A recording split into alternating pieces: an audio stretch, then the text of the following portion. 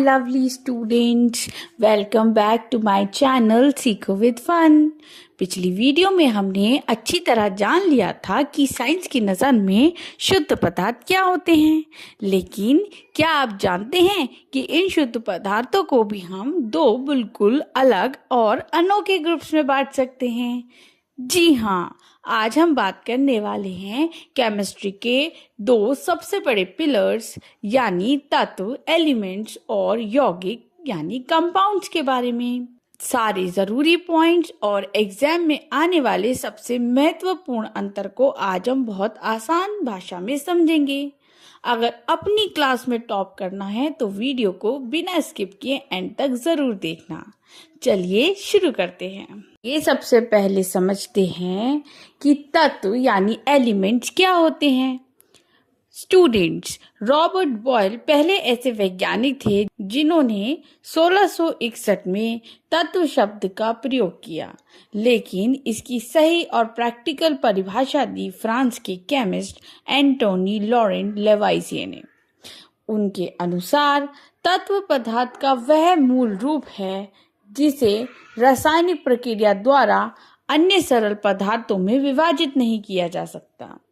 जैसे अगर आपके पास कॉपर यानी तांबा या लोहे का टुकड़ा है तो आप उसके चाहे कितने टुकड़े कर लें, वो कॉपर या लोहा ही रहेगा। तत्वों को साधारणतः 3 भागों में बांटा गया है, धातु, अधातु और उपधातु। धातु ये चमकीली होती है, ताप तथा विद्युत की सुचालक होती है। इन्हें खींचकर तार बनाया जा सकता है और पीटकर चादरों में बदला जा सकता है, जैसे सोना, चांदी, कॉपर, लोहा। पारा एकमात्र ऐसी धातु है जो कमरे के तापमान पर द्रव होती है। नेक्स्ट इज अधातु। ये धातुओं के बिल्कुल उल्टी होती है। ये अलग अलग रंगों की होती है, ताप और विद्युत की कुचालक होती है और इनमें कोई चमक नहीं होती, जैसे हाइड्रोजन, ऑक्सीजन और कार्बन। लास्ट है उपधातु। कुछ तत्व ऐसे होते हैं जिनके गुण धातु और अधातु के बीच के होते हैं, जिन्हें हम उपधातु कहते हैं, जैसे बोरोन, सिलिकॉन और जर्मेनियम। तत्वों को समझने के बाद अब हम बात करते हैं हमारे दूसरे मुख्य टॉपिक की, जो है यौगिक यानी कंपाउंड्स। आखिर यौगिक क्या होता है? जब 2 या 2 से अधिक तत्व यानी एलिमेंट्स एक निश्चित अनुपात में रासायनिक रूप से आपस में जुड़ते हैं या क्रिया करते हैं तो जो नया पदार्थ बनता है उसे हम यौगिक कहते हैं। उदाहरण के लिए जल यानी पानी। पानी किससे मिलकर बनता है? हाइड्रोजन और ऑक्सीजन से। जब हाइड्रोजन और ऑक्सीजन एक निश्चित अनुपात में रासायनिक संयोग करते हैं तभी पानी यानी H2O बनता है। इसी तरह नमक और कार्बन डाइऑक्साइड भी एक यौगिक के बेहतरीन उदाहरण हैं। अब जब आप तत्व और यौगिक दोनों समझ चुके हैं तो एग्जाम का सबसे फेवरेट सवाल आता है, मिश्रण और यौगिक में क्या अंतर है? चलिए इसे आसान भाषा में समझते हैं। निर्माण के आधार पर देखें तो मिक्सचर तत्व या यौगिक केवल मिश्रण बनाने के लिए मिलते हैं, इससे कोई नया पदार्थ नहीं बनता। वहीं यौगिक में तत्व क्रिया करके एक पूरी तरह से नए पदार्थ का निर्माण करते हैं।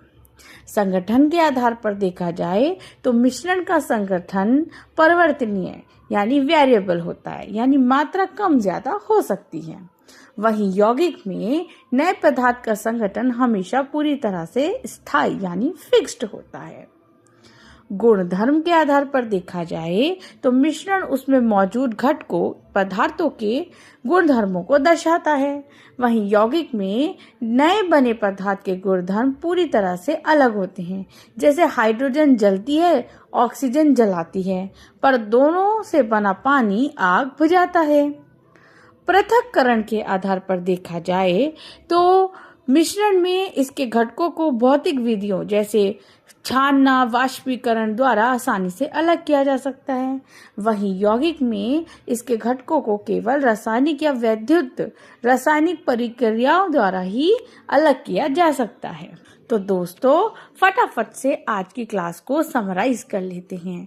तत्व पदार्थ का वह मूल रूप जिसे रासायनिक क्रिया द्वारा और सरल पदार्थों में नहीं तोड़ा जा सकता। नेक्स्ट है यौगिक, जो 2 या 2 से अधिक तत्वों के स्थिर अनुपात में रासायनिक संयोग से बनते हैं। और मिश्रण, जिसमें पदार्थ बिना किसी निश्चित अनुपात के सिर्फ मिले होते हैं।